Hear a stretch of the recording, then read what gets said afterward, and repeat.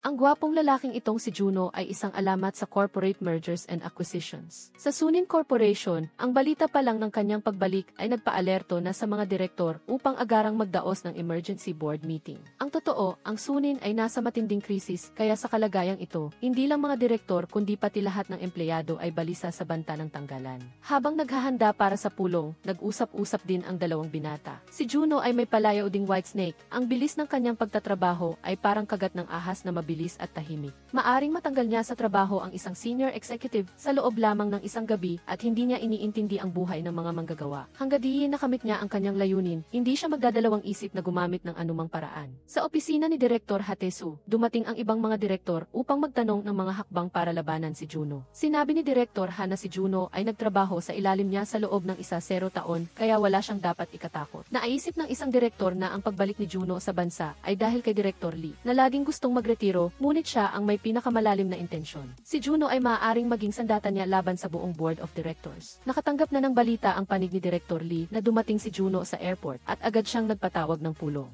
Ayon sa financial report, kailangang magbayad ang Sunin ng utang sa bangko na aabot sa 11,000 bilyon at panatilihin ang presyo ng stock sa gitna ng dramang ito ng utang, kung hindi ay tuluyang babagsak. Ang pagkarinig nito ay nagdulot ng pagkadismaya sa mga direktor. Tanging si Direktor Lee lamang ang nanatiling tahimik. Nang tanungin ni Direktor Ha, doon lamang isiniwalat ni Direktor Lee na dahil din sa gulo na ito, ay personal na inimbitahan si Juno ng presidente na bumalik sa bansa na ikinagulat ng lahat. Kaya, pansamantalang pinayagan ni Direktor Ha ang lahat na mag-break upang mag-isip ng bagong diskarte. Natural na magugulat kung biglang tinawag ng presidente ang isang dating empleyado niya para magtrabaho. Kaya di kailangan nilang isugal ang lahat dahil ito ay panalo o talo. Pero optimistiko pa rin si Direktor Ha dahil ang presidente lang ang nasa itaas niya, kaya tiyak na mapupunta sa kanya ang upuan ng presidente sa hinaharap. Pagbalik sa pulong, nagsimulang magturuan si Direktor Ha kung sino ang makikipagtrabaho kay Juno dahil hindi siya. Nagbigay pa siya ng presentasyon para patunayan sa lahat na hindi siya pwedeng matanggal. Ang paraan niya ay hilahin ang iba pababa para iangat ang sarili. Ang kanyang sektor sa konstruksyon ay laging kumikita habang ang iba pang sektor ay patuloy na nalulugi na nagdulot ng ganitong kalagayan sa kumpanya. Kaya kailangang unti-unting alisin ang mga ito hanggang mabayaran ang lahat ng utang. Nagdulot ito ng mainit na pagtatalo. May mga tao na pumapanig kay Juno, naghihintay kung may mas maganda siyang paraan, at sa mismong sandaling iyon, walang pakundangan siyang pumasok. Ang kanyang pagdating ay agad na nagpasiklab sa lantad na pagiging masama ng loob. Gusto nilang marinig ang plano ni Juno, ngunit sinabi niya na alam na niya ang sitwasyon ng kumpanya sa pamamagitan ng mga dokumentong ipinadala ni Direktor Lee, ngunit magsusumite lamang ng ulat pagkatapos ng detalyadong pagsusuri. Nagkataon na pumasok ang presidente ng Sunin. Agad niyang tinawag si Juno at tinanong kung kumpiyansa ba siya sa trabahong ito. Bukod sa kumpiyansa, ang kulang sa kanya ngayon ay mga miyembro ng kanyang koponan. Sa lahat ng tao, tanging isang inosenteng intern na nagngangalang Jinso lamang ang nagboluntaryong sumali. Sinabi ni Juno na interviewin na lang siya mamaya at nagmaneho upang hanapin ang iba pang miyembro. Pagkatapos ng pulong, binalaan si Jinso na tapos na ang buhay niya dahil sa kumpanyang ito. Puro mga taong nagtatago ang gustong makipagsabayan. Ang isang tulad niya na hayagan ay hindi magtatagal. Ngunit sinabi lang ni Jinso na gusto niya ang mga taong may kakayahan kaya giayos lang sa kanya. Ang unang pinuntahan ni Juno ay si Minyong, isang empleyado ng subsidiary. Si Minyong ay rasyonal, kalmado, may kakayahang mabilis magkalkula at may photographic memory. Dati siyang kasamahan ni Juno. Pagkatapos ay nakipagkita si Juno sa abogadong si Sonyong na may cute na mukha, madaling makisama, mahusay makipag-usap ngunit tamad tumanggap ng kaso. Tulad ni Minyong, dati rin siyang kasamahan ni Juno. Nang hanapin siya ni Juno, agad si Sonyong na pumayag na sumali. Sa sandaling ito, naghihintay si intern Jinso para sa interview nang pumasok ang kanyang senior at dinala siya sa palapag ng management upang makita niya mismo ang karangyaan nila, nagpapahiwatig na nais siyang tulungan. Bukod pa rito, pinaalalahanan din ng senior si Jinso na kung mabibigo si Juno sa pagkakataong ito, tiyak na sisipain siya palabas ng kumpanya at kahit na magtagumpay siya, magiging tinik pa rin siya sa mata ni Direktor Ha.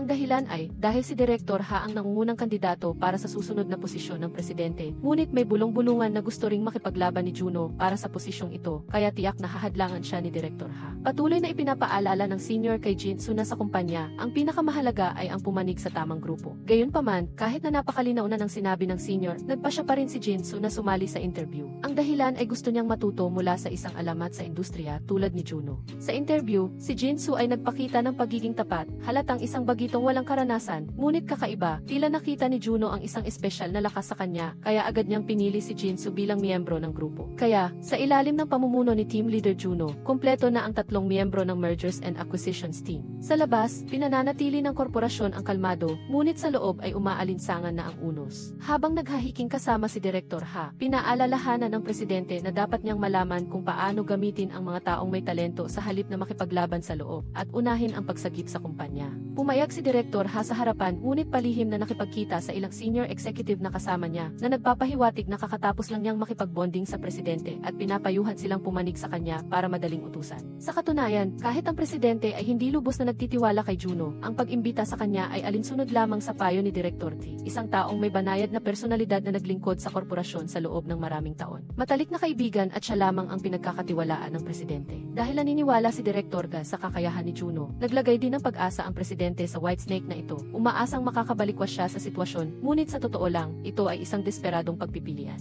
Bilang sentro ng transaksyong ito, tila may iba pang layunin si Juno bukod sa pagliligtas sa Sunin Corporation. Kinabukasan, sinimula ng Mergers and Acquisitions Team ang kanilang unang pulong. Ayon sa ulat ni Minyong, kung ibebenta ang lahat ng kasalukuyang subsidyari ng Sunin, makakakuha sila ng humigit kumulang 7,000 bilyon upang punan ang mga pagkalugi. Ang isa pang kasalukuyang problema na pumipigil sa mataas na kita ng korporasyon ay ang kawalan ng sangay na tumatanggap sa kultura ng online trading. Matapos mapagpasyahan ang susunod na hakbang, iprinesenta ni Juno ang analytical report sa management. Iminungkahi niya ang isang napakatapang na opsyon na ibebenta ang sektor ng konstruksyon ng Sunin Corporation. Nang marinig ito, nagulat ang lahat dahil ang sektor ng konstruksyon ang inaasahan ng korporasyon upang mapanatili ang operasyon. Gayunpaman, iginiit ni Juno na kahit ibenta ang sektor ng konstruksyon ng Sunin, hindi babagsak ang korporasyon. Sa kabaliktaran, ito lang ang tanging paraan upang matulungan ang kumpanya na muling mabuhay mula sa kamatayan. Maingat niyang sinuri at ng kanyang grupo ang opsyong ito. Kung susundin ang plano ng management na panatilihin ang sektor ng konstruksyon at ibenta ang mga nalulugi na subsidyari, sa labas ay tila magagamit ang perang pinagbentahan ng mga subsidyari upang bayaran ang utang. Ngunit sa katotohanan, kapag itinulak sa merkado, ang mga subsidyari na ito ay ituturing na pasanin sa utang na magreresulta sa pagpapababa ng presyo. Sa panahong iyon, ang halaga na makukuha mula sa pagbebenta sa mga ito ay maaaring ilang libong bilyon lamang na hindi sapat upang baliktarin ang sitwasyon. Nagtanong din si Director Lee tungkol sa diskarte ni Juno. Kahit na ibenta ang konstruksyon, makakakuha lamang sila ng maximum na 7,000 bilyon, paano pupunuan ang kulang na 4,000 bilyon? Sumagot lang si Juno na kailangang gawin ito ng paunti-unti, hindi malulutas ang problemang ito ng sabay-sabay. Sa pagkarinig nito, nagalit si Direktor Ha at inisip na sinasadya ni Juno na salungatin siya. Sa sandaling ito, dumating ang presidente. Nang marinig ang mungkahi ni Juno na ibenta ang Sunin Construction, hindi siya mariing tumutol, ngunit humingi siya ng imposibleng presyo. Hindi 7,000 bilyon kundi hindi bababa sa 1,000,000 bilyon bago siya pumayag. Ang sobrang laki ng agwat sa presyo sa merkado ay nagpabigla kay Juno, ngunit tinanggap pa rin niya ang hamon at nangakong gagawin ang lahat ng kanyang makakaya. Matapos payagan ng presidente, dinala ni Juno ang buong grupo sa Sunin Construction upang makipagkita kay Direktor Lee Han-min, ngunit siya ay tauhan ni Direktor Ha kaya inutusan siyang pahirapan si Juno. Sa kasalukuyan, ang layunin ng grupo ay ibenta ang kumpanya sa pinakamataas na presyo, kaya kailangan nilang kumbinsihin si Han-min. Una, lutasin ang hindi pagkakaunawaan sa pagitan ng mga empleyado, pagkatapos ay ilipat ang kanyang posisyon bilang direktor sa loob ng 2 taon. Sinamantala naman ito ni Han-min upang humingi ng mas mataas na severance package. Gusto niyang garantiyahan ang 5 taong termino ng direktor at magkaroon ng stock option. Alam ng mga miyembro ng koponan na ang mga kahilingang ito ay magpapahirap sa pagbebenta ng kumpanya. Sinasadya niyang pahirapan si Juno dahil sobrang galit siya kay Jinsu na nakapagsalita ng masama sa kanya, tinawag siyang baliw na gago. Nang marinig niyang minumura siya, hinamon ni Han-min si Jinsu na ulitin ito, ngunit humingi na ng paumanhin si Juno upang umalis ang kanyang grupo kahit na nagagalit pa rin si Han-min na hinahabol sila palabas sa pinto at sinisigawan. Pagkatapos ay tinuruan ni Juno si Jinsu na sa negosasyon ay hindi dapat magpadala sa emosyon kundi ituring ang mergers and acquisitions bilang isang digmaan na walang baril. Kapag hinayaan mong kontrolin ka ng damdamin at emosyon, tiyak na matatalo ka. Ang Sunin Construction ay may kasalukuyang proyektong muling pagtatayo ng apartment na hindi pa naaprubahan na maaaring makaapekto sa halaga ng kumpanya na magreresulta sa pagbaba ng presyo ng bidding. Pagdating ng grupo, ito ay isang lugar na may matinding antas ng kahirapan. Ayon sa tagapamahala ng proyekto, malulutas ang problema sa pamamagitan lamang ng pagkumbinsi sa isang matandang babae. Ngunit pagkatapos ng maraming taon ng kanyang pagsubok, hindi pa rin pumayag ang matandang babae. Tinarget ni Juno ang 2 kumpanya na may sapat na kwalifikasyon upang magbid. Una ay isang kumpanya ng konstruksyon na nagpaplanong bumuo ng proyekto ng apartment sa ibang bansa, kaya lubos silang interesado sa pagkuha ng Sunin Construction. Ang isa pang kumpanya ay isang real estate company na may malaking kapital at nagbabalak na pumasok sa industriya ng konstruksyon. Ang misyon ni Juno ay gamitin ang mga kasanayan sa negosasyon upang ibenta ang kumpanya sa pinakamataas na presyo. Ngunit ang pinakamalaking problema sa kasalukuyan ay ang proyekto ng muling pagtatayo ng apartment. Pagkatapos ng pulong, nakipagkita si Juno kay Director Lee at sinabing sa kasalukuyang sitwasyon, ang pinakamataas na maaari niyang ibenta ang kumpanya ay 7,000 bilyon. Umaasa siyang makakausap ni Director Lee ang presidente. Pumayag siyang tumulong ngunit pinaalalahanan din niya si Juno na pinahahalagahan ng presidente ang Sunin Construction kaya ang huling desisyon ay maaaring nakasalalay pa rin sa presyo. Kaya, kailangan gawin ni Juno ang lahat upang itaas ang presyo ng bidding. Kinabukasan, natuklasan ng grupo ni Juno na nilooban ang kanilang opisina at lahat ay nakakalat. Ito ang pakana ni Direktor Ha upang hadlangan ang pagbebenta ng Sunin Construction. Alam na alam ito ni Juno, ngunit hindi siya nagbunyag, tila walang makakahula kung ano ang iniisip niya. Mabilis na nagsimula ang bidding ng Sunin Corporation. Sa bidding hall, masiglang nag-usap-usap ang mga miyembro ng grupo tungkol sa kung sino ang mananalo sa Sunin Construction. Si Juno lang ang nanatiling kalmado at naglalaro ng video game na walang bahid ng pag-aalala. Maya-maya, sa utos ni Juno, sinadya ni Jinsu na bumaba para magkape. Naobserbahan niya ang real estate company na naunang dumating at ang construction company naman ay kusa siyang nilapitan upang kumuha ng impormasyon tungkol sa panimulang presyo. Makalipas iyon, nang dumating ang babaeng presidente ng real estate company sa bidding hall, nakita ni Juno ang pagkakataon at kusang lumapit. Gusto niyang bumili sa mababang presyo samantalang gusto ni Juno na ibenta sa mataas na presyo, ngunit hindi ito naging mahirap para kay Juno. Sa isang banda, ipinahayag niya ang kanyang pag-asa na bibilhin ng kanyang kumpanya ang Sunin Construction dahil naniniwala siya sa kanilang kakayahan. Sa kabilang banda, matalino siyang nagbigay ng pressure. Ang Sunin Construction ay hindi palaging gustong ibenta, kaya kailangan niyang samantalahin ang pagkakataon na yun. Sa huli, nagbigay si Juno ng mapagpasyang suntok ng palabuin niya ang presyo ng bidding sa babae. Dahil sa mga nakakakumbinsing salitang ito, bago pa magsimula ang auction, binago ng babaeng presidente ang presyo sa kanilang bid. Pagkaalis sa bulwagan, nagpunta si Juno sa lugar ng muling pagtatayo ng apartment at hindi sinasadyang nakita ang vice-direktor. Nalaman niya na ang kontrata ay nakapangalan sa matandang lalaki at ang mag-asawa ay hindi kasal kaya maaari nilang paalisin ang babae anumang oras, ngunit hindi ito ginawa ng vice-direktor. Ang totoo, namatay ang matandang lalaki sa isang gulo bilang pagtutol sa muling pagtatayo at dahil gusto ng babae na manatili sa tabi ng libingan ng kanyang asawa, mariin siyang tumanggi na umalis. Dahil sa pagkaantig sa pagmamahala ng dalawa, itinago ito ng vice-direktor. Sa kumpanya, ipinakita ng resulta ng pagsusuri na ang construction company ay nagbigay lamang ng presyo na mas mababa sa 7,000 bilyon habang ang real estate company ay nagbigay ng presyo na malapit sa 8,000 bilyon. Ang presyong ito ay lumampas sa orihinal na pangako ni Juno sa presidente at natuwa ang lahat.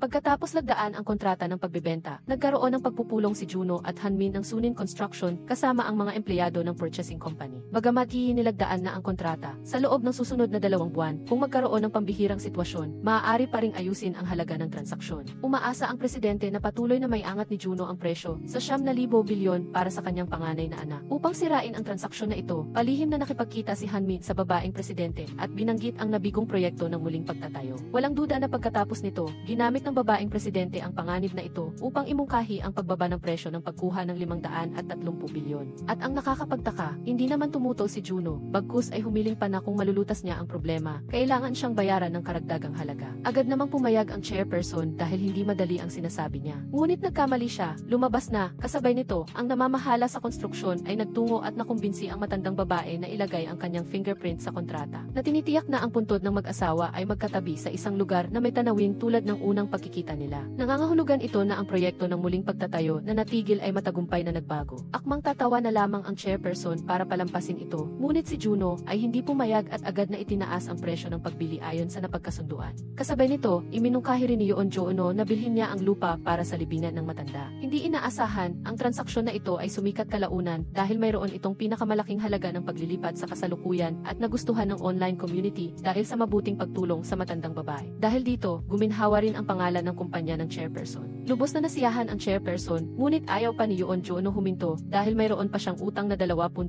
bilyong won. Ang mas ikinagulat pa ng lalaki ay ang pagdeklara ni Yoon Jo-no na bibili siya at hindi magbebenta. Sunod na tinarget ni Yoon Jo-no ang industriya ng e-commerce, ngunit sa sandaling na ipakita ang ideya, sabay-sabay na tumutol ang mga babaeng pinuno dahil walang karanasan ang Sunin Group sa larangan na ito. Hindi ganito ang iniisip ni Yoon Juno. Sa kasalukuyan, lahat ng tao ay nagbebenta online, kaya ang pagpasok ng kumpanya doon ay isang pangangailangan. Bukod pa rito, may kalamangan ang kumpanya sa industriya ng pagpapadala. Maaari silang magbigay ng mas mababang presyo sa paghahatid at ito ay isang kalakasan. Upang makabuo ng sistema ng pagbebenta, plano niyang bilhin ang isang kumpanyang mayroon ng platform upang makatipid sa gastos. Hindi inaasahan, si Director Ha, na laging tumututol kay Yoon Juno, ay nagtaas ng kamay upang sumang-ayon sa pagkakataong ito, ngunit kasabay nito, humingi rin siya ng kondisyon na kung mabibigo, si Yoon Juno ang mananagot sa lahat. Lumabas na noon, iminungkahi na ni Director Lee ang katulad na plano, ngunit mariing tinutulan ito ng chairperson, dahil ang pagkabigo sa e-commerce ay nangangahulugan ng lubos na pagkalugi. Ayaw niyang makipagsapalaran. Umaasa si Director Ha na mangyayari rin iyon kay Yoon Juno. Ang kasalukuyang problema ni Yoon Juno ay walang kumpanyang may platform na ibinebenta sa merkado. Gayunpaman, may iba siyang paghahanda. Mayroong isang delivery game na kinatuwaan ng buong grupo, ngunit sa pangmatagalan, malapit nang bumagsak ang modelong pangnegosyo na ito dahil sa mataas na gasto sa produksyon at napakaliit na tubo. Gaya ng inaasahan, pagkaraan ng ilang sandali, inihayag ng laro ang paghinto ng serbisyo. Sa mismong araw na iyon, dinala ni Yoon Juno ang grupo upang bisitahin ang kumpanyang ito. Ipinahayag ni Yoon Juno ang intensyon na bilhin ang sistema ng subgame upang gamitin ito sa pagtatag ng e-commerce platform. Ang ideya ay tila walang katwiran, ngunit nakakumbinsi. Nagpakita ng interes ang tatlong miyembro, ngunit tumutol si Director Cha dahil hindi na sila makakapaglaro. Gayunpaman, hindi na nagpilit pa si Yoon Juno dahil naniniwala siyang si Director Cha ay isang matalinong tao na magbabago rin ang isip sa huli. Dahil hindi pamilyar ang grupo ni Yoon Juno sa mga laro, kailangan nilang umarkila ng isang konsultant sa larangang ito. Nagkataon na ang kaibigan ni Choi Jin-soo, si Jenny, ay lubos na nakakaalam nito. Sinabi ni Jenny na dating itinatag ni Director Cha ang kumpanya ng laro kasama ang isang senior, ngunit kalaunan ay naging magkaaway ang dalawa.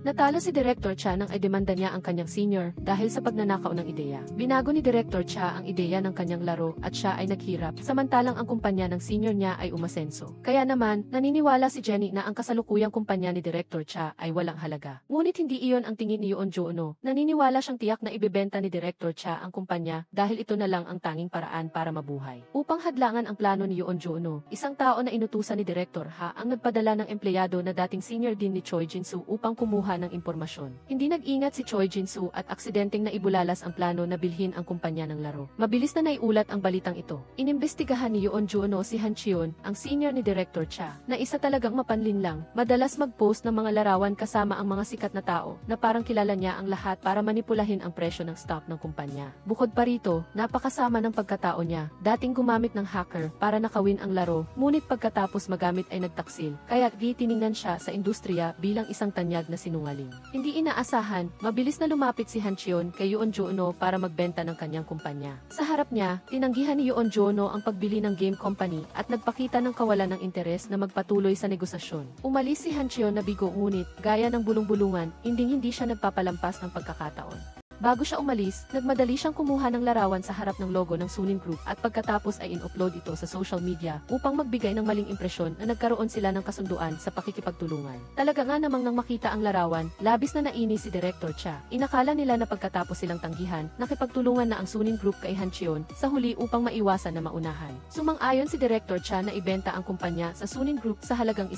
bilyong won. Gustong makipagkita ni Yoon Juno para makipagnegosasyon, ngunit nakapagtataka na hindi pumayag si Director Cha at nagpadala lamang ng isang link. Nang buksan ito ni Yoon Juno, nakita niya na puro programming code na hindi niya maintindihan kaya ipinadala niya agad kay Choi Jin-soo para humingi ng tulong kay Jenny na suriin ito. Pagkatapos suriin, nagbigay ng konklusyon si Jenny na ito ang backend source code ng sistema ng laro, katulad ng resipe ng isang pagkain. Nagtaka si Yoon Juno sa intensyon ni Director Cha sa paglalantad ng source code nang hindi nababahala na manakaw ito. Ipinaliwanag ni Jenny na ang sistema ni Director Cha ay binuo sa teknolohiya ng blockchain, basta may mag-login, itatala ng sistema ang buong kasaysayan. Dahil dito, nakaramdam ng kapanatagan si Director Cha at ang kanyang koponan sa pagpapadala ng source code kay Yoon Juno. Malinaw na ito ang paraan ni Director Cha upang ipakita ang kanyang kumpiyansa at patunayan na ang kanyang kumpanya ay may mataas na halaga para sa Suning Group. Pagkatapos, sa pagpupulong ng Board of Directors, ipinahayag ni Yoon Juno na tatapusin niya ang pagbili ng game company sa mismong araw na iyon. Gaya noong nakaraan, hindi tumutol si Director Ha, ngunit hiniling niya na si Yoon Juno mismo ang mag-ulat nito sa chairman chairperson ng grupo. Inasahan na ng mga miyembro ng grupo ang pagpupulong na ito. Kung sasang-ayon ang chairperson, matutuloy ang transaksyon, ngunit kung hindi, posibleng buwagin ang buong grupo dahil sa galit nito. Gayunpaman, ang nakakagulat ay nang makipagkita kay Yoon Jo-no, binanggit ng chairperson ang isang lumang kwento maraming taon na ang nakalipas. Noon, ginamit ni Yoon Jo-no ang pangalan ng kanyang kuya para bumili ng isang pharmaceutical company, ngunit kalaunan ay pinaghihinala ang stock price manipulation ang aksyon na ito, kaya inimbestigahan ang kuya niya. Sa huli, dahil sa matinding pagkakadismaya, nagpakamatay ang kuya ni Yoon Jo-no. Naghinala ang chairperson na bumalik si Yoon Jo-no sa Korea para maghiganti para sa kanyang kuya. Sa harap ng tanong na ito, nanatiling kalmado si Yoon Jo-no at nagpakita ng katapatan sa grupo. Hindi na nagtanong pa ang chairperson, sa halip direkta siyang sumang-ayon sa plano na bilhin ang game company, ngunit hiniling niya na tiyak na maging matagumpay si Yoon Jo-no sa pag-alis ng pinakamalaking hadlang.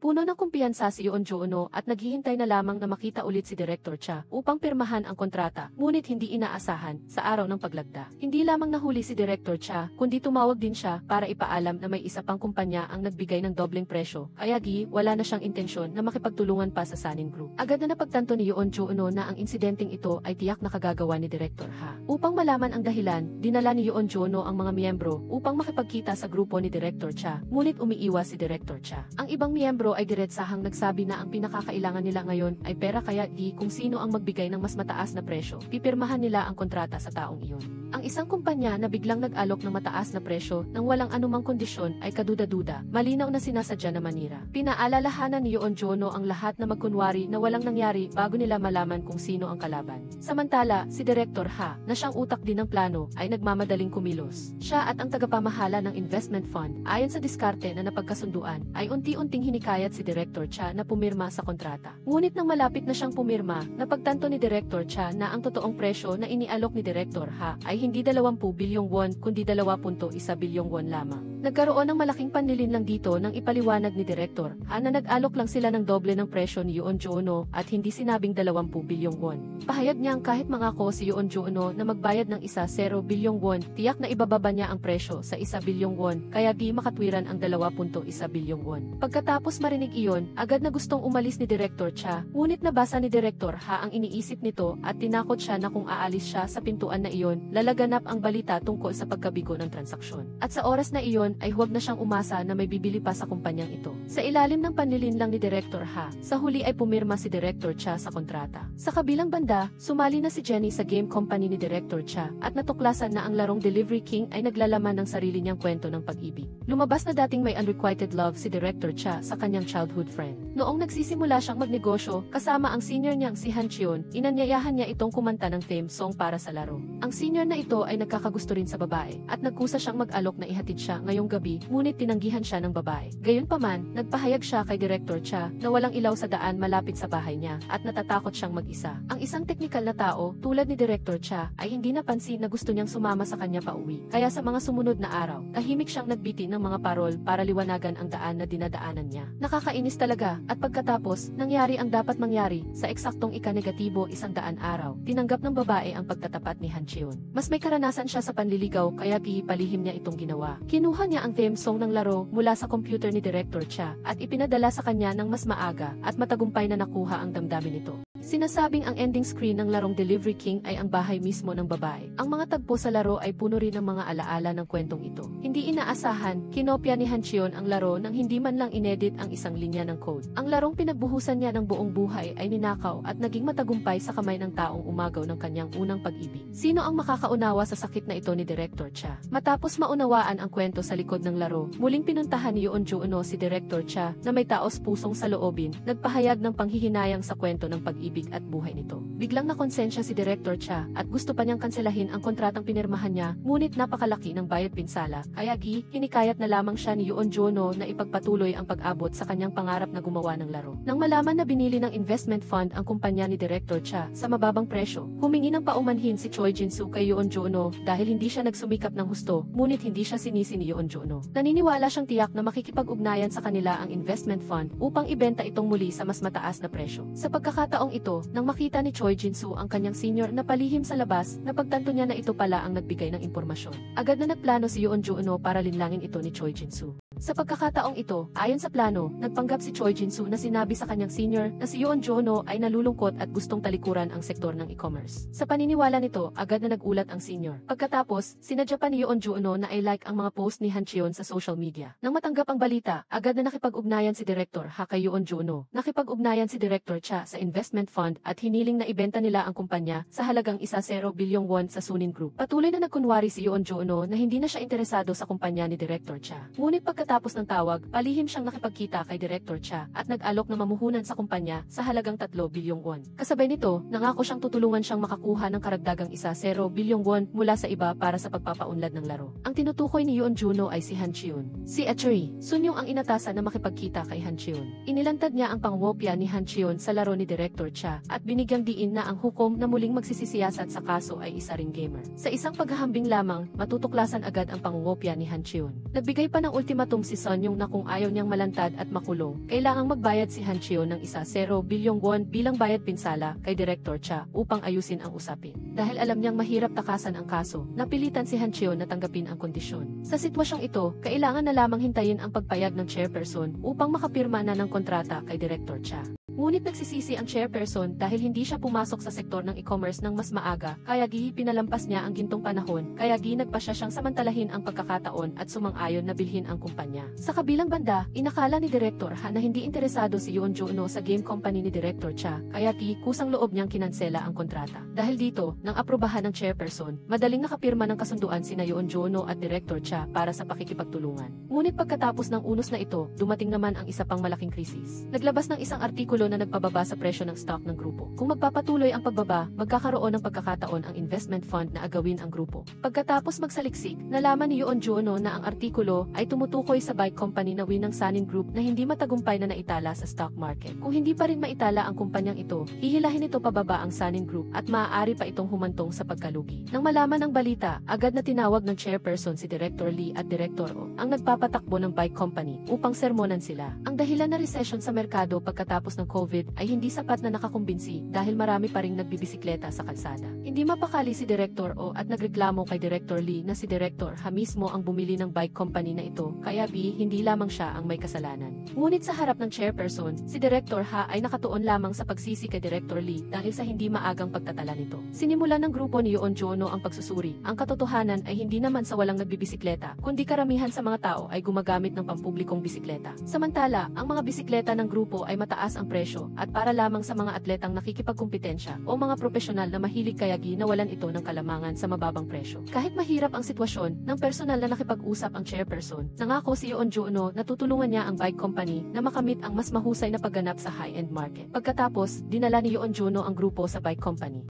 Ang namamahala ay nagpakilala na ang presyo ng isang bisikleta ay halos kasing presyo ng isang kotse na nagpanganga sa lahat, ngunit ang materyales ng bisikleta na gawa sa carbon ay napakaganda at lalo na itong gusto ng mga profesional na siklista. Sa katunayan, nang tiningnan ang talaan ng benta, ang modelong may pinakamababang presyo ay siya ring pinakamahina ang benta dahil wala sa mga siklista ang gustong bumili ng bagay na nasa huli. Ito ang tumulong kay Juno na mahanap ang susi sa paglutas ng problema. Ang presyo ng bisikleta ay tinutukoy ng materyales, ang pinakamahusay na uri ay carbon, susunod ang aluminum, ang dalawang uri ay may pagkakaiba ng hindi bababa sa 1 milyon. Batay rito, iminungkahi ni Juno na babaan ng 1 milyon ang presyo ng modelong carbon bike na may pinakamababang benta upang akitin ang mga customer na pumipili ng aluminum bike ng ibang kumpanya na lumipat sa pagbili ng wind bike. Sumang-ayon ang namamahala, ngunit maaari lamang baguhin ang presyo kapag nag-mass produce na. Gayunpaman, bukod sa frame ng bisikleta, napakahalaga rin ang drivetrain at ang supplier nito ay ang kumpanya ng Shimizu ng Japan. Kung hindi sila papayag, magiging imposible ang produksyon. Nagpasya si Juno na pumunta sa Japan upang kumbinsihin sila. Sinalubong ang lahat ng mga tao mula sa Shimizu Company sa paliparan. Dahil hindi kasya sa isa pang kotse, nagpasya si Ozaki na ihatid muna ang grupo ni Juno at inutusan si Rose na sumakay ng taxi. Dahil naawa, pinili ni Jinsu na sumabay sa dalaga.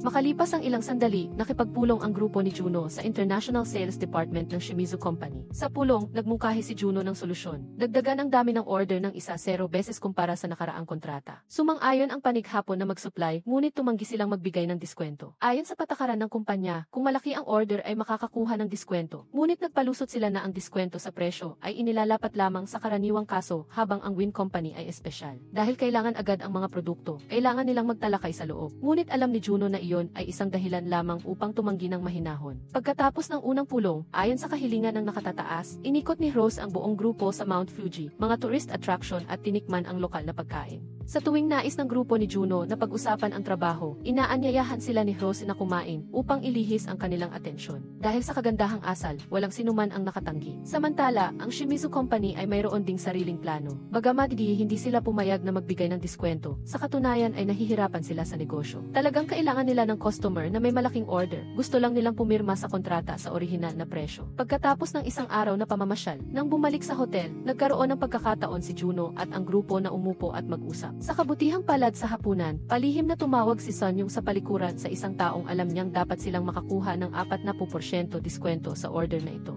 Maliwanag na sinasamantala ng kumpanya ng hapon ang kawalan ng kaalaman ng grupo ni Juno bilang tagalabas sa sitwasyon upang pilitin silang bumili sa orihinal na presyo. Ngunit ang kawalan ay ang kumpanya ni Juno ay talagang nangangailangan din ng order na ito. Kung hindi sila makakabili kahit man lang sa 30% na diskwento sa presyo, hindi sila magkakaroon ng tubo. Kaya, sadyang pinatagal ng kumpanya ng hapon ang oras upang kapag malapit na ang deadline, mapipilitan ang grupo ni Juno na tanggapin ang mataas na presyo. Sa kasamaang palad, hindi sinasadyang ibinunyag ni Jinsu ang oras ng pag-alis nila sa Japan nang kausapin si Rose sa taxi dahil sa kanyang kawalan ng karanasan. Dahil dito, nalaman ng kumpanya ng hapon ang deadline ng pagpirma ng kontrata ng panig ng Korea. Ngunit hindi madaling maapi si Juno. Kinabukasan ng umaga, sadyang sinaway ni Sun Yung at Min Yung si Jinsu sa harap ni Rose. Totoo nga, agad siyang nagulat sa kanyang superior. Pagkatapos ay nagmungkahi si Juno na magdaos ng pulong sa araw na iyon din inakala ng panig hapon na nahulog na sa bitag ang Korea, kaya agad silang pumayat. Sa ikalawang negosasyon, tumanggi pa rin ang Shimizu na magbigay ng diskwento, ngunit punong-puno ng kumpiyansa si Juno dahil alam niya na ang deadline ay hindi lamang isang panggigipit kundi isa ring kalamangan para sa kanyang sarili. Nang makita si Jinsu na sinisisi, naramdaman ni Rose na dapat siyang kusang loob na iayain si Jinsu na kumain. Dahil dito, nalaman ni Jinsu na malapit nang ilipat ng Shimizu Company ang kanilang punong tanggapan. Ang pinuno ng grupo ni Rose ay gustong mapromote sa pagkakataong ito, kaya kailangan niyang makapirma ng kontrata sa loob ng buwang ito upang maging sapat ang kita. Pagkatapos malaman ang tungkol sa kwentong ito, tumawag si Juno sa namamahala ng kumpanya ng bisikleta at nagmungkahi na taasan ang antas ng order at bayaran ang paunang bayad. Nagpakita siya ng pag-aatubili dahil hindi sapat ang pera ng kumpanya sa kasalukuyan. Nagmungkahi si Juno na iwasan niyang makipagkita kay Direktor Ha, ngunit direktang kausapin ang presidente upang humingi ng panandali ang suporta sa pananalapi. Alam na ito ang plano niya, agad na pumayag ang presidente. Ang pagpirma ng kontrata kay Juno ay nagdala ng benepisyo sa kumpanya ng hapon, ngunit nag-aalangan ang pinuno ng grupo dahil hindi pa niya nakakamit ang kanyang sariling layunin para sa promosyon.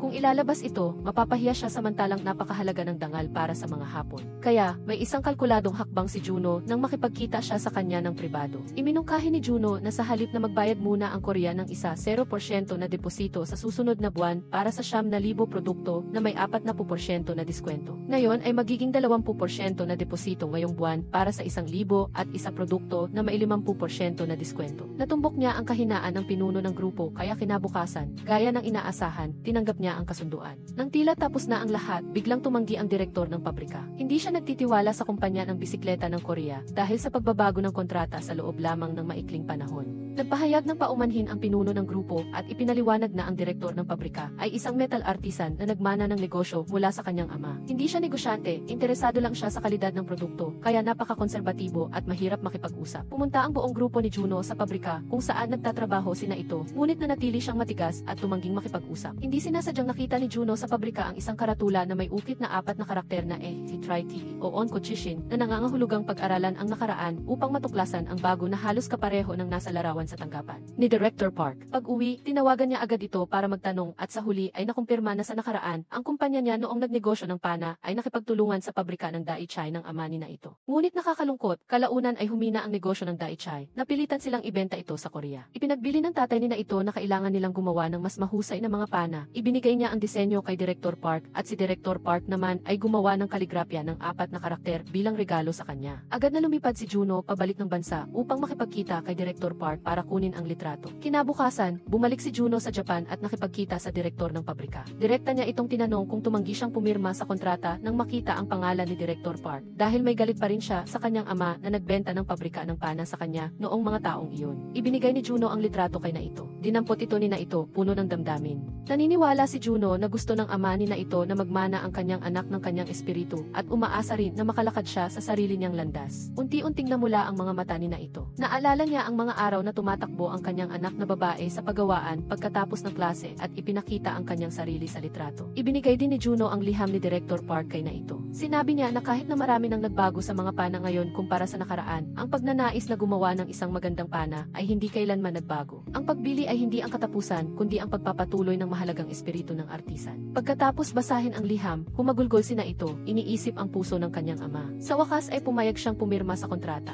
Dahil dito, matagumpay na natapos ni Juno ang misyon sa pagkakataong ito at naghahanda ng umuwi. Samantala, sa Korea, naghahanda ang Sun-in Group na magsagawa ng pagpupulong ng lupon ng mga direktor. Determinadong alisin ni Direktor Ha ang tinik sa kanyang mata sa pagkakataong ito, kaya ipinipilit niyang isisi ang kabiguan ng kumpanya ng bisikleta na makalista sa stock market kay Director Lee. Bagamat ipinaliwanag ni Director Lee na kung maganda ang benta, ang paglilista ay hindi na magiging problema, nagkaisa si Direktor Ha at ang iba pang matataas na ekutibo upang umatake. Sinasadya nilang itulak sina Director Lee at Juno sa isang mahirap na sitwasyon kasama si Direktor O na dating malapit kay Director Lee. Biglang dumating si Juno at inihayag na matagumpay ang pagsasanib. Napirmahan na ang kontrata sa panighapon at ngayon ay opisyal nang ilalabas ng kumpanya ng bisikleta ang kanilang bagong produkto. Nagpakita ng pagkadismaya ang grupo ni Direktor Ha. Ganap na nabigo ang kanilang buong plano ng pag-atake sa pagkakataong ito. Tumakbo si Direktor O at humingi ng tawad kay Direktor Lee. Ngunit huli na ang lahat. Nang gabi, tinawagan ni Direktor Lee si Juno upang ipaalam na lihim na isinangla ng presidente ang kanyang personal na mga pagbabahagi sa kumpanya upang humiram ng malaking halaga ng pera at ngayon ay kailangan na itong bayaran. Kinabukasan, ipinatawag ng presidente sina Juno, Direktor Ha at Direktor Lee upang mag-usap. Bago iyon, inihayag ni Direktor Lee kay Juno na kasalukuyang plano ng presidente na magbenta ng mga share upang bayaran ang 50 bilyong pautang. Nagtataka ang lahat kung bakit humiram ng pera ang presidente. Sinabi ni Direktor Lee na silang dalawa lang ng presidente ang nakakaalam, kaya hindi niya ito maaaring ibunyag kaninuman. Sa pulong, iminungkahi ni Direktor Ha ang solusyon na humiram ng pera mula sa bangko o iba pang institusyong pinansyal, gamit pa rin ang personal na shares ng presidente bilang collateral. Ngunit tumutol si Juno, sa kasalukuyan ang grupo ay may utang na bilyon-bilyon kung ibebenta ang mga shares upang bayaran ang utang. Magdududa ang merkado sa kakayahan ng grupo na magbayad ng utang sa pangmatagalan. Ang kahihinatnan ay babagsak ang presyo ng shares na hahantong sa ganap na pagbagsak ng grupo. May isa pang punto, ayon sa panloob na regulasyon, kung ang isang malaking shareholder ay nagbebenta ng shares na nagkakahalaga ng higit sa 5 bilyon, kailangan niyang magbigay ng paunang abiso ng hindi bababa sa isang buwan, ngunit hindi pa nagagawa ni Direktor Ha. Sa makatuwid, naniniwala si Juno na ang 50 bilyong prinsipal kasama ang 5 bilyong interes na nagkakahalaga ng 55 bilyon ay maaari lamang bayaran ng cash. Sinubukan ni Direktor Ha na makipagtalo ng husto kay Juno upang kampihan ang presidente at makakuha ng puntos, ngunit wala siyang masabi laban sa matatalim na argumento ni Juno. Tinanong ni Juno ang presidente kung saan ginamit ang 50 bilyong hiniram, ngunit tumanggi ang presidente na sabihin ito. Sa kabutihang palad, sa pakiusap ni Direktor Lee, umamin ang presidente na bumili siya ng isang resort.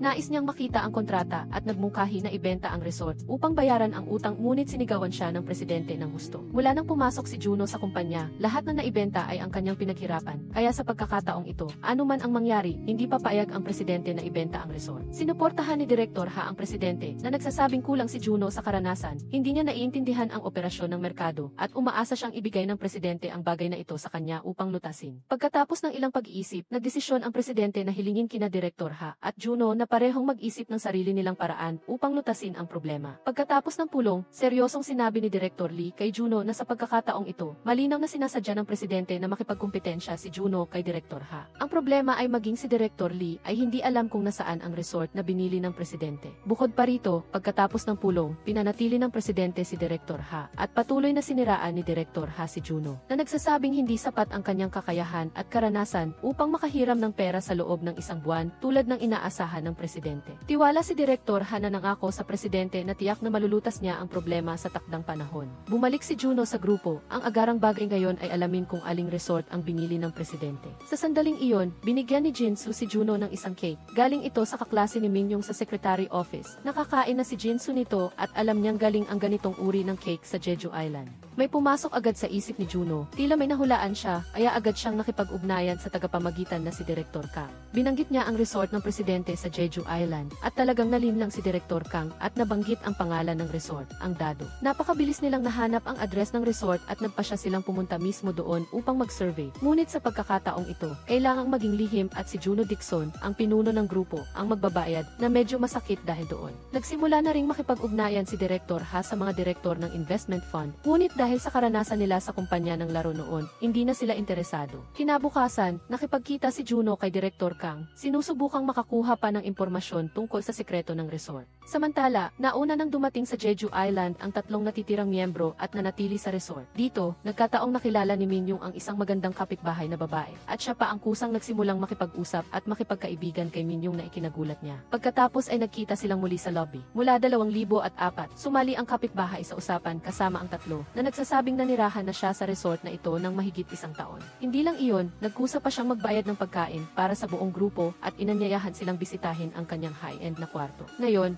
nagsimula na sina Jinsu at ang abogado na si Son yung nahulaan ang pagkakakilanlan ng kapitbahay na babae. Samantalang nagkalkula ang tatlo sa bawat sentimo nang makita ang listahan ng presyo rito, hindi nag-aatubili ang babae na gumastos. Inisip ng abogadong si Son yung na siya ay isang mayaman, ngunit naramdaman ni Jinsu na kahit gaano kayaman ang isang tao, hindi sila magiging magastos ng ganoon. Kasabay nito, inihayag ni Direktor Kang kay Juno na ang taong nagmamay-ari ng resort na ito ay hindi ang presidente, kundi isang babaeng nagngangalang Song Ji-eo. Nang gabing iyon, dumating si Juno sa resort. Sa sandaling ito, tumawag si Direktor Lee upang payuhan si Juno na huwag ibenta ang resort dahil si Song Ji-eo ay ang nag-iisang anak na babae ng presidente. Ayon kay Direktor Lee, maagang namatay ang asawa ng presidente at abala siya sa kanyang karera, kaya wala siyang panahon na alagaan ang kanyang anak na babae. Dahil sa pagkakamali at pagmamahal sa kanyang anak, binili ng presidente ang resort na ito para ibigay sa kanya. Ito ay isang lihim na personal na sinabi ng presidente kay Direktor Lee. Para sa presidente, ang paggastos ng 50 bilyon para bilhin ang resort ay simpleng paraan upang bigyan ang kanyang anak na babae ng regalo. Iyon ang dahilan kung bakit ayaw niyang bawiin ito anuman ang mangyari. Sa sandaling ito, nakita ni Juno muli ang mga miyembro ng kanyang grupo. Ang ikinagulat ng lahat ay magalang na binati ni Juno ang kapitbahay na babae. Lumabas na siya ang nag-iisang anak na babae ng presidente Song, at siya rin ang isihi na nagpapatakbo ng resort na ito. Nang malaman na ang grupo ni Juno ay nagmula sa Sunin, kusa si Zio na samahan si Juno upang libutin ang buong resort. Nakipag-usap pa siya kay Juno na magkita sila bukas ng umaga upang manood ng tanawin sa burol sa loob ng resort. Umalis si Zio sa silid habang nagtatrabaho ang mga miyembro. Kinuha ni Zio ang financial report ng resort at nagbiro pa na ito ay parang health check-up paper para sa resort. Napagtanto na ang lugar na ito ay nasa krisis, iminungkahi ni Juno na magkaroon ng formal na pagpupulong kay Zio bukas. Magili na sumang-ayon si Zio, umaasang makapag-usap silang dalawa ni Juno kung paano ililigtas ang resort. Inihayag muna ni Juno na ang kanyang estratehiya ay planuhin na ibenta ang resort. Hindi inaasahang mariin namang sinabi ni Zio na alam niya ang lahat, ngunit wala siyang balak na ibenta ang lugar na ito. Sa kabilang panig, nakipagpulong si Direktor Ha sa direktor ng investment fund. Nagbigay siya ng isang medyo diretsahang kahilingan, kailangan niyang humiram ng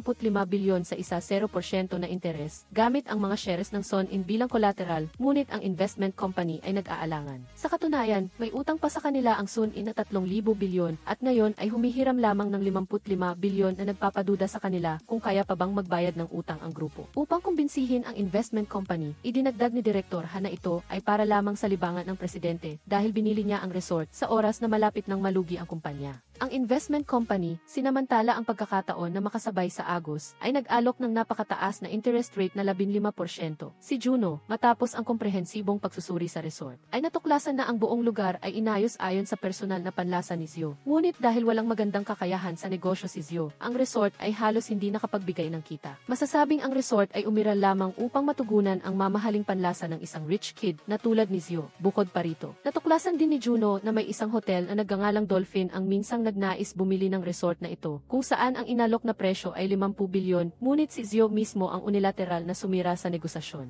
Noong gabing iyon, tinanong ni Direktor Ha ang kalihim ng chairman at nalaman na napakatatag ng chairman sa hindi pagbebenta ng resort, kaya tiyak na susundin niya ang sarili niyang paraan. Matapos makipagkita sa kalihim, muling nakipag-ugnayan si Direktor Ha sa investment company. Nangako na gagawin ang lahat upang kumbinsihin ang chairman at umaasa na sa pagkakataong iyon ay magpanggap na ang interest rate ay 18%. Nang makipagkita sa kinatawa ng Dolphin Hotel, nagtanong si Juno at nalaman na may balak pa rin ang hotel na bilhin ang resort. Ngunit dahil kasalukuyang nalulugi ang resort at hindi pumayag si Zio na magbenta, nagdadalawang isip pa rin ang hotel. Gayunpaman, tiwala pa rin si Juno na ito ang perpektong oras para magsagawa ng pagbili ang hotel. Ayon sa pagsusuri ni Juno, dahil nalulugi ang resort, mababa ang presyo ng pagbebenta. Kung hindi agad bibili ang hotel, hindi magtatagal at tiyak na kukunin ng Sanin Group ang resort. Magpapatupad sila ng mga eksklusibong programa ng promosyon para sa mga empleyado. Sa sandaling iyon, ang pagiging kumikita ng resort ay magiging usapin lamang ng oras at ang presyo ng pagbebenta ay hindi na magiging katulad ng kasalukuyan. Ang paliwanag ni Juno ay nakumbinsi ang panig ng hotel, ngunit sinabi nilang ang pinakamataas na maiaalok nila ay 50 bilyon lamang. Gusto ni Juno na itaas ang presyo sa 60 bilyon, pumayag ang hotel at humiling na makakuha rin ng diskwento ang kanilang mga empleyado. Pagkatapos ng talakayan, nakita ng grupo ni Juno na makatwiran ang hiling ng hotel. Gayunpaman, hindi pa rin mapakali ang hotel, hiniling kay Juno na magkaroon ng Memorandum of Understanding na may nakasulat na pangalan bago ipagpatuloy ang negosasyon. May kumpiyansang nagpunta si Direktor Ha upang makipagkita sa chairman nang marinig ang 18% na interest rate. Hiniling ng chairman na ipagpatuloy ang negosasyon upang bawasan ang rate. Gaya ng inaasahan, idineklara ni Direktor Ha na maghahanap siya ng paraan upang ibaba ang interest rate sa 15%. Siyempre, ito ang interest rate na napagkasunduan na sa investment company. Ngunit hindi inaasahan, hindi pa rin nasisiyahan ang chairman sa interest rate na ito at humiling na ipagpatuloy ang pag-uusap. Umalis lang si Juno sa grupo ng Dolphin Hotel nang makatanggap siya ng tawag mula kay Direktor Lee na nagsabing na ospital ang chairman nang marinig na nakarating na si Juno at ang grupo sa Jeju Island. Ang bagay na ito ay palihim na ibinunyag ng isang receptionist sa resort sa kalihim ng chairman. Muling nakipagkita si Direktor Ha sa investment company at nagmungkahi na ibaba ang interest rate sa 0%. Hindi nagpakita ng kasiyahan ang investment company. Agad namang binanggit ni Direktor Ha ang hindi magandang kalusugan ng chairman na nagpapahiwatig na hindi na magtatagal ang kanyang panunungkulan. Nang malaman na mahirap magtagumpay ang pagbili ng resort, sinamantala ulit ng investment company ang pagkakataon at pumayag sa 0% na interest rate, ngunit humingi ng doble ng bilang ng shares ng Sanin bilang collateral. Sa madaling salita, kung malugi ang kumpanya, mapupunta ang lahat ng shares sa investment company. Nakipag-ugnayan si Director Lee kay Juno at iminungkahi na bilhin ng Sanin Group ang resort at gamitin ang perang ito upang bayaran ang utang ng chairman. Tumuto si Juno dahil formal nang ibinigay ng chairman ang resort na ito sa kanyang anak na si Jiho. Kung susundin ang paraan ni Director Lee, magkakasala ang chairman ng iligal na donasyon ng asset at abuse of authority. Hindi napilit si Juno, wala nang nagawa si Director Lee. Mukhang mapipilitan ng magpasa ng pagbibitiw si Juno. Nang aalis na sana si Juno at ang buong team pabalik ng Seoul, pinigilan sila ni Jiho dahil gusto niyang malaman ang kasalukuyang sitwasyon ng Dado. Ipinaliwanag ni Juno kay Jiho ang kasalukuyang problema sa pagkalugi. Si Jiho ay naghahangad lamang na maging masaya ang mga naninirahan sa resort na ito, kaya hindi mahalaga ang kita o lugi. Pinaalalahanan ni Minjung si Jiho na kung magpapatuloy ang pagkalugi, ang operasyon ng resort ay ititigil. At ang mga empleyado ay sisantihin din. Mukhang nag-alala si Jiho nang marinig ito, ngunit ayaw pa rin niyang ibenta ang resort na itinuturing niyang buhay niya. Pagkatapos, napansin ni Juno na si Jiho ay tila masaya at optimista sa labas, ngunit tila pilit nang umingiti upang itago ang kalungkutan. Kagabi ay may dumating na ambulansya sa resort at hindi rin siya sumipot sa lakad sa burol ngayong umaga gaya ng napagkasunduan. Bukod pa rito, may benda sa kanyang kamay na parang kakaturok lang ng pampawala ng sakit, kaya naghinala si Juno na may sakit siya. Sa puntong ito, inamin ni Jiho na mayroon siyang cancer, na naoperahan na siya minsan, ngunit bumalik ito, at kahit na may pagkakataon pang maoperahan ulit, 50% lamang ang tsansa na maging matagumpay. Sa halip na itaya ang kanyang buhay, mas gusto ni Jiho na mabuhay ng masaya sa kanyang mga huling araw sa paborito niyang resort sa Jeju Island. Tahimik na naghihintay ng kamatayan, ito rin ang tunay na dahilan kung bakit ayaw ibenta ng chairman ang resort. Pagkatapos makipag-usap kay Jiho, bumalik ang grupo ni Juno sa korporasyon. Ipinasa ni Direktor Ha ang mensahe ng investment company sa chairman, sinubukang kumbinsihin siyang pumirma sa kontrata na sinasabing basta hindi guguho ang korporasyon, ang pagkolateral ng shares ay pansamantalang deposito lamang. Kasabay nito, dinala rin ni Juno ang kanyang resignation letter upang makipagkita sa chairman, gaya ng hiniling. Ngayon, nakatanggap ng tawag ang chairman mula sa kanyang anak at nakakagulat, sa pagkakataong ito ay pumayag siyang ibenta ang resort. Lumalabas, bago umalis, iniwan ng grupo ni Juno kay Jiho ang isang bagong kontrata. Kasama rito ang isang espesyal na probisyon na ang presidential suite na laging tinutuluyan ni Jiho sa resort ay upahan ng libre, habang buhay at eksklusibo para sa kanya. Kapag pumanaw si Jiho, mawawala ng bisa ang probisyong ito. Dahil sa pagnanais na ipagpatuloy ang maligayang pamumuhay sa lugar na ito, nagpasya si Jiho na tanggapin ang operasyon. Bukod pa rito, nakasaad din sa espesyal na probisyon na habang buhay pa si Jiho, magpapatuloy ang kooperasyon para sa promosyon sa pagitan ng Sanin Group at ng Dolphin Hotel. Para sa Dolphin Hotel, malinaw na ito ay isang pagkakataon upang gawing tubo ang pagkalugi at agad silang pumayag na pumirma sa kontrata. Muling naisalba ni Juno at ng kanyang koponan ang sitwasyon mula sa panganib. Dahil pumayag ang kanyang anak na sumailalim sa operasyon, naramdaman ng chairman na malaki ang utang na loob niya kay Juno, kaya kaya inalok niya si Juno na ma-promote bilang senior executive. Mariing iginiit ni Juno na gusto niyang maging miyembro ng lupon ng direksyon, na ikinagulat ni Director Ha. Tinanong pa ng chairman si Juno kung mayroon siyang sapatos na pang-akyat ng bundok, at ang tanong na ito ay naging usap-usapan ng lahat kinabukasan. Alam ng mga matatagal ng empleyado na sinuman ang malapit ng ma-promote ay isasama ng chairman sa pag-akyat ng bundok. Ngunit kapag natapos lamang ang ibinigay niyang misyon ng maayos ang papasok sa hanay ng mga senior executive. Tunay nga, kinabukasan, pag-abot sa tuktok ng bundok, humiling ang chairman na ibenta ni Juno ang isang golf course na pag-aari ng korporasyon. Agad na nagtanong si Juno kay Director Lee at nalaman na hindi mahirap gawin ang misyong ito. Tila gusto talaga ng chairman na isama siya sa lupon ng direksyon. Mabilis na nagpatawag ng pulong si Juno kasama ang team, tiningnan ang mga file ng golf course at mabilis na tinalakay ang mga paraan ng pagbebenta. Ibinunyag ni Director Kang kay Juno na may interesado ng mamimili sa golf course na ito. Sa ayos ni Director Kang, nakipagkita si Juno sa kinatawan mula sa isang stock company. Sinabi ni Director Choi na ang gustong bumili ng golf course ay isang kliyente ng kanyang kumpanya. Ngunit ang kondisyon ay mananatiling anonymous ang pagkakakilanlan ng kliyenteng ito. Sa madaling salita, hindi malalaman ni Juno at ng Sunning Group ang tunay na pagkatao ng mamimili hanggang sa formal na pagpirma ng kontrata. Bukod pa rito, humiling din ang kliyente na mangako na muling ipipirma ang kontrata ng lahat ng empleyado, ngunit kailangang palitan ang Chief Executive Officer ng golf course. Ang halaga ng puhunan na inalok ng kliyente ay 80 bilyon.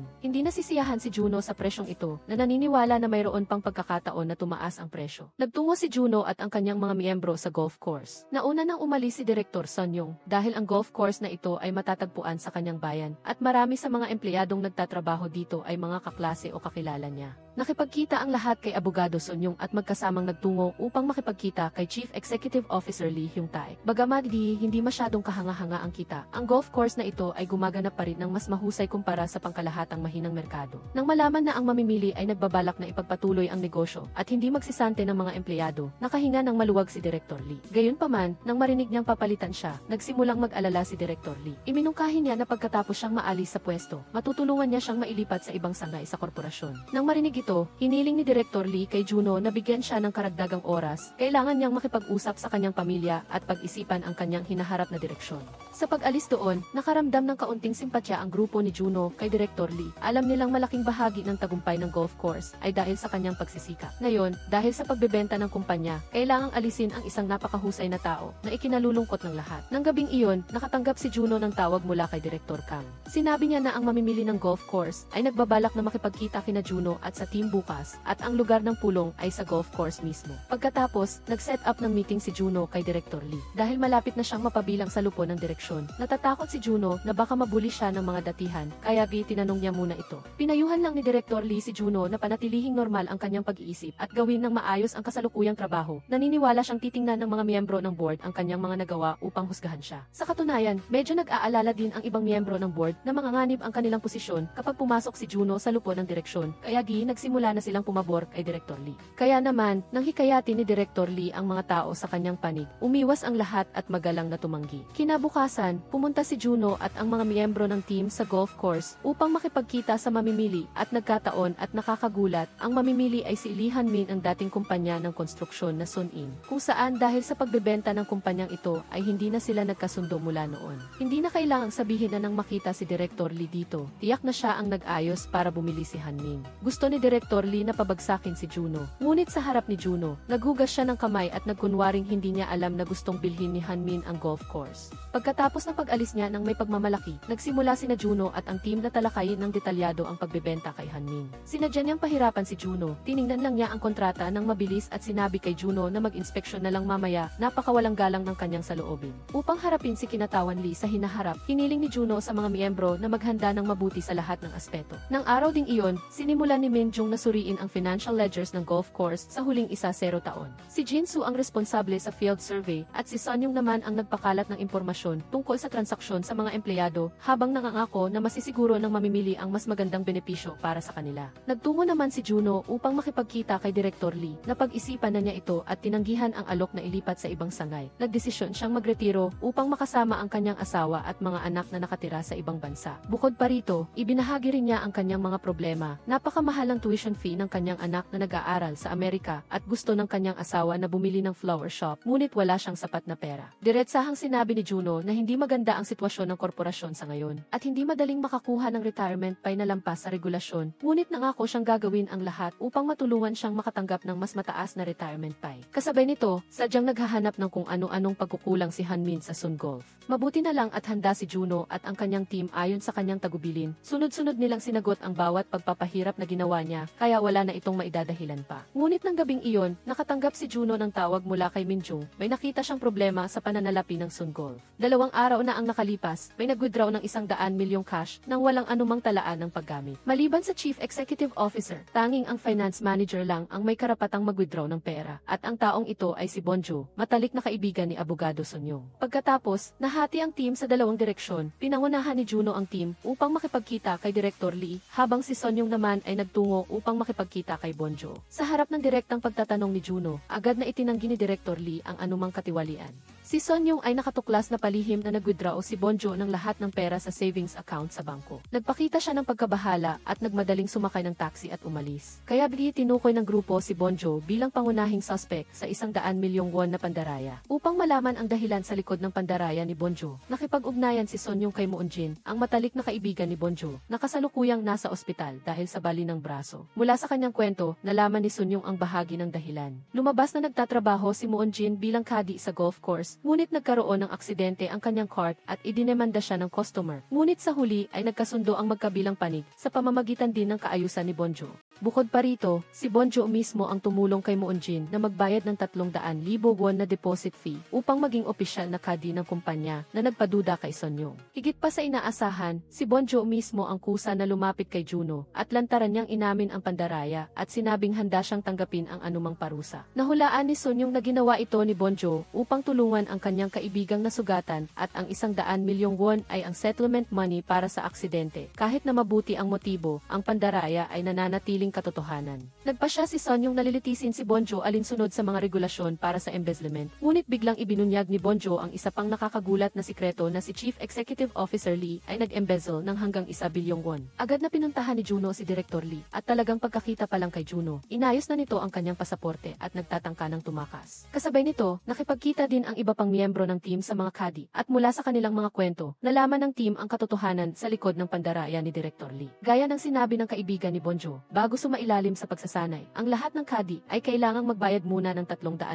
won na deposit fee. Ipinangako ng kumpanya na ibabalik ang halagang ito pagkatapos umalis sa trabaho, ngunit sa totoo lang, walang naghabol at hindi rin ito otomatikong ibinalik ng kumpanya. Ito rin ay isang kakaibang regulasyon na ipinatupad matapos manungkulan si Director Lee, isang tanyag na kuripot. Ilang araw na ang nakalipas, pagkatapos makaranas ng insidente ang kaibigan ni Jeong Bonjo at naghiwalay. Pumirma si Jeong Bonjo at ang kaibigan niya bilang pagsang-ayon na gamitin ang deposito upang tulungan ang kaibigan na makakuha ng pera para sa pakikipagkasundo. Pagkatapos, batay dito, nag-withdraw si Jeong Bonjo ng 100 milyong won mula sa account ng kumpanya upang tulungan ang kaibigan at kasabay nito, natuklasan na ang natitirang 1 bilyong won sa account ay naglaho. Sa galit ni Yoon Jono, sinubukang magtalo ni Director Lee na sinasabing walang ebidensya sina Yoon Jono at Oh Soo-nyang, ngunit si Oh Soo-nyang ay isa palang abogado. Ilang salita lang ang naglantad sa kanya, kaya napilitan siyang umamin sa kanyang pangungurakot. Gayunpaman, para sa grupo ni Yoon Jono, ang paglilinaw sa katiwalian ni Director Lee ay simula pa lamang. Tiyak na gagamitin ito ni Lee Hoon-min bilang dahilan para magpilit ng presyo at maaari pang ang idemanda ang kumpanya dahil may empleyadong nagnanakaw. Dahil dito, kusang loob na nakipag-ugnayan si Yoon Jono kay Lee Hoon-min para magkita. Talaga, pagkatapos nilang magkita, humingi si Lee Hoon-min na tanggalin ang lahat ng empleyado ng Sun Gong. Pagkarinig nito, sa wakas ay natanto ni Director Lee ang tunay na layunin sa likod ng paghiling ng chairman kay Yoon Jono na ibenta ang Sun Gong. Ang gusto niyang malaman ay hindi kung maibibenta ba ang Sun Gong o hindi, kundi ang subukan ang katapatan ni Yoon Jono. Upang tingnan kung maglakas loob ka bang maging walang puso na tanggalin ang lahat ng empleyado para sa kanya. Ngunit naniniwala si Yoon Jono na bukod doon ay may iba pang intensyon ang chairman. Ngayon, nagkita ang chairman at si Lee Hoon-min, tinasa ni Yoon Jono na ang pagiging mamimili ni Lee Hoon-min para sa Sun Gong ay posibleng palihim na inayos ng chairman. Ang tunay na layunin ng chairman ay wasakin ang Sun Gong. Upang makapagtayo ng bagong apartment complex, malinaw na mula nang mapilitan siyang ibenta ang Sun In Construction, hindi pa rin nawawala ito sa isip ng chairman. Gayunpaman, hindi ito dito sinang-ayunan ni Yoon Juno, sapagkat nang ibenta ang Sun In Construction, nangako ang grupo na hindi na babalik sa industriya ng konstruksyon at iyon din ang hindi nakasulat na patakaran sa industriya. Karaniwang tumatagal ang 5 taon, kung talagang babalik ang grupo, lalabag sila sa batas at itataboy pa ng buong merkado. Hindi na maisasalba ang kahihinatnan. Binalaan ni Director Lee Dong-joon si Yoon Juno na huwag direktang tanungin ang chairman tungkol dito dahil ang plano na muling simulan ang industriya ng konstruksyon ay isinasagawa ng palihim. Siguradong hindi ito aminin ng chairman. Ang mas mahirap pa ay kung gusto ni Yoon Juno na maging matagumpay sa pagpasok sa executive board, kailangan niyang makisama sa iisang panig kasama ang chairman. Ibig sabihin, kahit alam niyang mali ang muling pagsisimula ng industriya ng konstruksyon, kailangan pa rin niyang magkunwari na hindi niya alam. Pagkatapos mag-isip, nagpa siya si Yoon Juno na kailangan niyang pigilan ang chairman na gumawa ng maling desisyon, kaya nagplano siyang makipagkita sa isang tao. Iyon ay ang babaeng chairman na bumili ng Sun In Construction sa mataas na presyo noon. Inihayag ni Yoon Juno ang ginawa ng chairman sa babae, umaasa na matutulungan niya itong pigilan ang chairman. Ayon sa plano, pumunta ang babaeng chairman sa daan paakyat sa bundok at nagpanggap na nagkataong nakita ang chairman. Sinadya pa niyang magtanong tungkol kay Lee Hoon-min, na kasama ng chairman sa pag-akyat at ipinakilala ang kanyang legal advisor sa lahat. Bagaman tila nagkataong pagkikita at pag-uusap lang, alam ng chairman na ito ay isang paalala mula sa babaeng chairman, o mas tama, mula kay Yoon Juno, na dapat siyang tumigil na. Kaya, nagsimulang mag-alala ang chairman ng grupo kung talagang itutuloy ang muling pagpapatayo, maaari siyang kasuhan ng babae dahil sa paglabag sa kontrata. Sa sandaling iyon, dumating si Yoon Juno upang mag-ulat tungkol sa pagbebenta ng golf course at sadyang binanggit niya ang plano ni Lee Hoon-min na tanggalin ang lahat ng empleyado at tinanong ang opinyon ng chairman. Agad na nag-utos ang chairman na itigil ang pagbebenta ng golf course. Dahil hindi kumampi si Yoon Juno sa chairman, prangka nitong sinabi na si Yoon Juno ay hindi karapat-dapat na maging miyembro ng executive board. Para kay Yoon Juno, nangangahulugan ito ng pagkawala ng pagkakataong mapromote, ngunit nakapanatili naman ng trabaho ang daan-daang empleyado ng golf course. Noong gabing iyon, isang lalaki ang lumapit kay Yoon Juno, alam niyang hindi siya nakapasok sa executive board kaya pinayuhan siyang sumuko. Ngunit determinado pa rin si Yoon Juno na isakatuparan ang plano na matagal na niyang inaalagaan. Kinaumagahan, biglang sinuri ng inspection team ang opisina ni Yoon Juno. Si Yoon Juno ay pinaghihinalaang gumamit ng internal na impormasyon para sa illegal na stock trading at pagmamanipula ng presyo ng stock na may kaugnayan sa isang kumpanya ng parmasyutiko na Jumbo. Mukhang binabaliktad ang kaso noong nakaraan.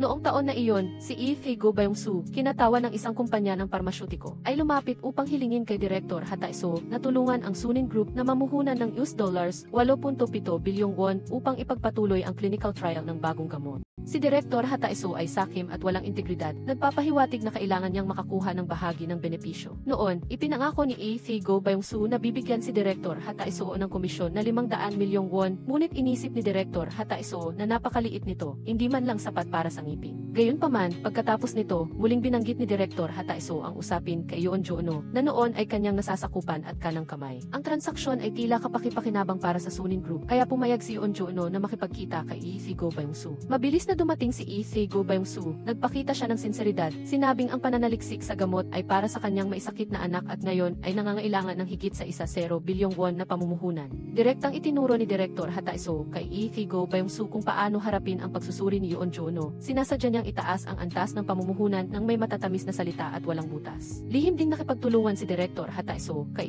Go Byung-soo at sa huli ay nagkasundo ang dalawang panig. Binigyan ni Go Byung-soo ang sunin ng prioridad sa negosasyon at sa loob ng isang linggo, dapat tapusin ng sunin ang field survey ng kumpanya ng parmasyutiko. Sa pag-aaral ng mga dokumento, natuklasan ni Yoon Juno na ang gamot ay orihinal na binuo ng Amerika. Dahil sa pagdududa na nilabag ng kumpanya ng parmasyutiko ang copyright, nakipag-ugnayan siya sa mga miyembro ng grupo na sina Oh Soo-nyang at Kwak Min-jung na mga abogado rin. Talagang natuklasan ni Oh Soo-nyang na ang patent ng kumpanya ng Amerika ay nag-expire noong nakaraang taon. Ngunit iyon din ang oras na inilabas ng kumpanya ng parmasyutiko ang bagong gamot at ang mga sangkap ng gamot ay halos kapareho ng sa kumpanya ng Amerika. Natuklasan din ni Kwak Min-jung na pagkatapos ilabas ang gamot, tumaas ng husto ang kita ng kumpanya, ngunit negatibo ang tubo. Malinaw na itinago ng kumpanya ang isang bahagi ng gastos. Nang dumating siya sa research center ng kumpanya ng parmasyutiko, lalo pang napansin ni Yoon Juno ang abnormalidad dahil walang tao sa research center, parang matagal nang inabandona na warehouse. Sa warehouse, natuklasan ni Yoon Juno maging ang gamot na sinaliksik noon ng kumpanya ng Amerika. Napagpasyahan niya na ang kumpanyang ito ay hindi nagsagawa ng sariling pananaliksik at hindi rin ito ginaya ang mga sangkap kundi simpleng pinalitan lang ang packaging ng gamot ng kumpanya ng Amerika at ibinenta itong muli. Sa tamang oras, natuklasan din ni Kwak Min-jung na ang lahat ng gastos ng kumpanya ay ginamit sa pag-angkat ng gamot mula sa Amerika, na malinaw na nagpapatunay na tama ang hinala ni Yoon Juno na ito ay isang mapanlinlang na kumpanya. Agad na nakipag-ugnayan si Yoon Juno kay Director Ha Tae-soo, ngunit hindi niya inaasahan na maririnig niya ang boses ni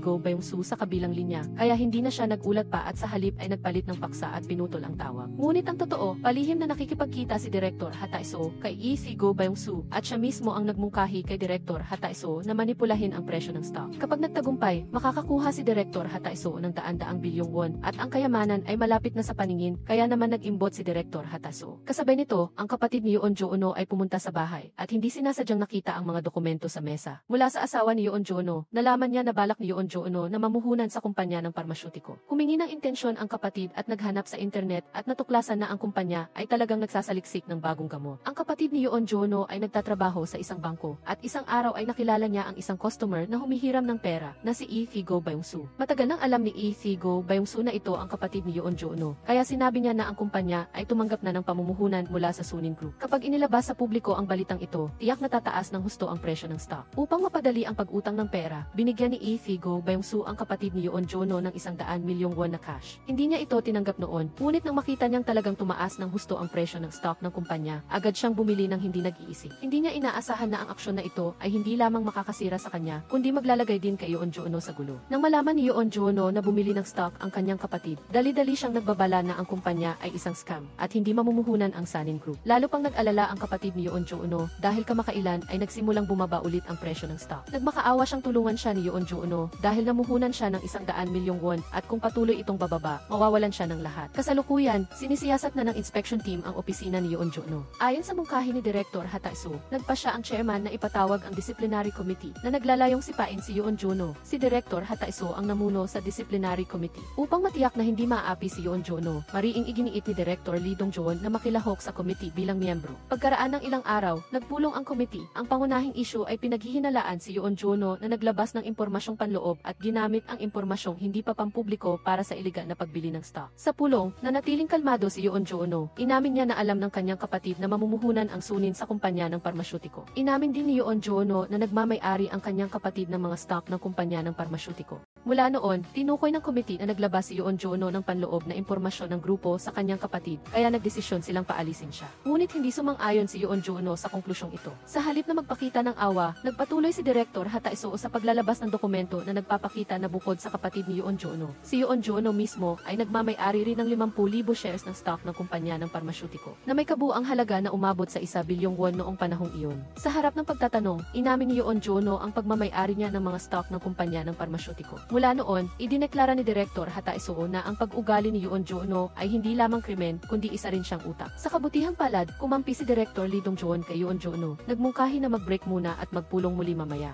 Sa pahinga, para protektahan si Yoon Jo-no, pinayuhan siya ni Direktor Lee Dong-joon na tanggapin na lang ang pagpapaalis. Pero gusto pa rin ni Yoon Jo-no na gawin ito hanggang sa huli, kahit ano pa ang maging resulta ng disiplina. Handa siyang makulong dahil ang kailangan niya ay linawin ang katotohanan tungkol sa nangyari sa kanyang kapatid. Nang magpatuloy ang pulong, idineklara ni Yoon Jo-no na ang nagdisenyo at nag-utos ng pagmamanipula sa presyo ng stock ay si Go Byung-soo. Kaya nagplano siyang hulihin ito at makahanap ng direktang ebidensya ng krimen. Nang marinig ito, nagsimulang mag-alala si Direktor Ha Tae-soo. Noong taong iyon, dahil naniwala siya kay Go Byung-soo, bumili siya ng malaking halaga ng stock. Naghihintay lang tumaas ang presyo para kumita. Nang ibigay lang ni Yoon Jo-no ang ulat ng kumpanya ng parmasyutiko, doon niya lang napagtanto na ito ay isang scam. Pagkatapos pag-isipan upang mapigilan ang pagkalugi, agad na ibinenta ni Direktor Ha Tae-soo ang lahat ng stock. Kasabay nito, pinayuhan din ni Yoon Jo-no ang kanyang kapatid na ibenta ang stock. Sumunod ang kapatid at ibinenta ang lahat, ngunit nangangahulugan din ito ng pagkawala ng 100 milyong won. Habang siya ay naghihinagpis, biglang tumaas muli ang presyo ng stock ng kumpanya. Sa pagkakataong iyon, isang customer ang dumating sa bangko upang humiram ng 1 bilyong won dahil gusto niyang makabawi. Inubos ng kapatid ni Yoon Jo-no ang halaga na iyon upang ipagpatuloy ang pagbili ng stock. Nagkataon na ang mga stock na binili niya ay ang bahagi na ibinenta ni Direktor Ha Tae-soo. Noong panahong iyon, nagulat din si Direktor Ha Tae-soo dahil pagkabenta niya ay agad may bumili, ngunit hindi alam ng driving team kung sino iyon. Sa pulong ng disciplinary committee, upang maiwasan ang pagkakalantad ng kanyang mga krimen, ginawa ni Direktor Ha Tae-soo ang lahat upang sisihin si Yoon Jo-no. Patuloy na nagtatanong kung bakit nagmamay-ari siya ng 50,000 shares ng stock ng Jumbo Pharmaceutical Company. Ngunit kalmadong ipinaliwanag ni Yoon Jo-no na ang 50,000 shares na iyon ay hindi sa kanya. Matapos dayain ang pera para bumili ng stock, nakaranas ng malaking pagbaba ng presyo ang kanyang kapatid. Hindi na nakaya nakayanan kaya nagpasya siyang tapusin ang kanyang buhay. Kaya biminana ni Yoon Jono ang lahat ng ari-arian, kasama na ang utang na 1 bilyong won sa bangko at ang 50,000 shares ng stock ng kumpanya ng parmasyutiko. Mahirap paniwalaan ngunit iyon ang katotohanan. Dahil sa paliwanag na ito, humingi ng pagkakataon si Yoon Jono na magpaliwanag at nagpasya ang disciplinary committee na mag-recess ng 2 oras. Inakala ni Direktor Ha Tae-soo na wala ng paraan si Yoon Jono, ngunit hindi niya alam na matagal nang inihanda ni Yoon Jono ang susunod na plano. Ibinigay na ni Yoon Jono ang gawain ng paghahanap kay